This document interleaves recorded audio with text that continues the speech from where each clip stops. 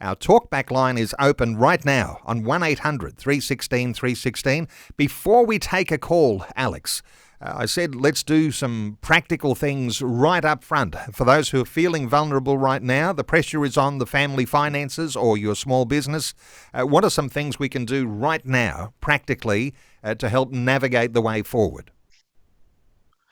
Yeah, so look, the first thing I'd say to people is you want to get clarity around your spending. So to me, you build a spending plan.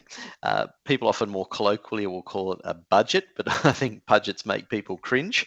So build a spending plan. Look at how much money is coming into your household versus how much money is going out. And the difference between the two is your surplus or deficit. Now, if you're in a deficit, of course, you've got a problem and you need to look at how you can cut back to get back into surplus. But if you've got a surplus, the question is how are you going to use that to go forward and prosper? But once again, doing this spending process, though, you'll be able to analyze how you're spending money. Are you spending too much money on some things and too little on others?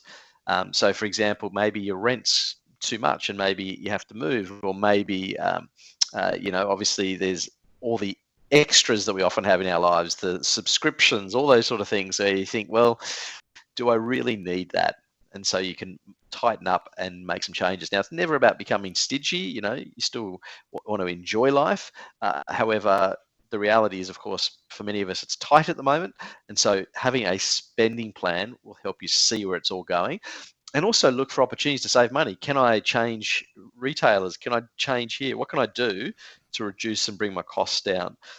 Then inevitably, this is about building margin into your life and building so you can start saving and put money aside for a rainy day.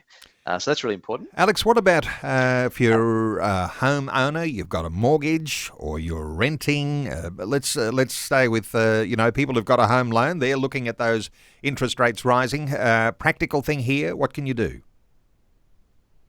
Yeah, so to me, the very important thing, if you've got debt of any kind, is to have a very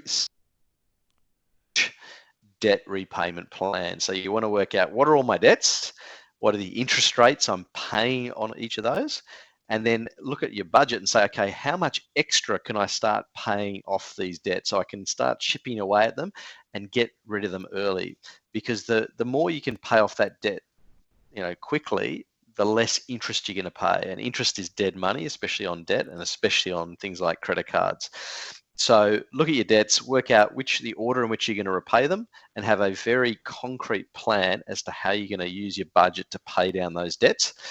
For homeowners, where you've probably watched your interest rate rise dramatically over the last 12 months, or perhaps you've got a home loan where the fixed period's about to mature. There are a lot of deals on at the moment for mortgages. It's very competitive, so it could be a good chance to refinance your home loan. And if you're very nervous about higher rate rises, because of course no one knows where it's going to end up, but if you are concerned and you can't afford too much more of a rate rise, then maybe you need to look at fixing again to protect yourself from further rate rises. And that's a call that you have to make, because at the end of the day, no one really knows where rates are going to go. But they're the kind of things you can do to start protecting yourself and really building margin and looking at how you can start saving money in the future so you can get ahead. Okay, we're taking calls 1-800-316-316.